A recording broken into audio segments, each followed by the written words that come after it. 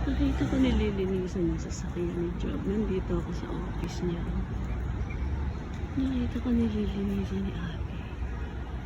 Sasakyan niya ba ito ni Job? Ngali. Sa office na. Pinapalinis yan? Sino nagpapalinis sa'yo? Si Kuya, yung empleyado. Ah, Yung lalaki ko. lalaki. Matangkad. Hindi mo kilala? Anak ko. Hindi mo kilala? Anak ko. Paano mo nalaman? Paano mo nalaman? Sinumula. Paano mo nalaman anak ko? Paano mo nalaman anak ko? Siya, kasi nakikita kasi niya ako dito eh. Ah, Nagkakaroon kasi. pinakarwas niya sa'yo.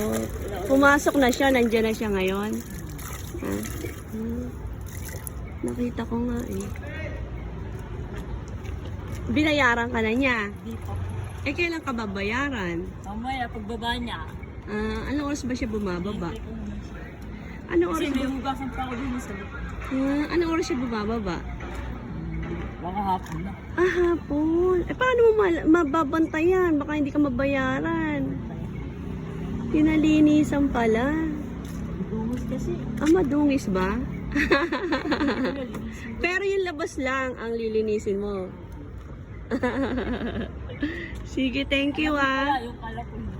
Ha? Anak ko pala. Oo, salamat ah. Si Job yun, ang pangalan niya Job.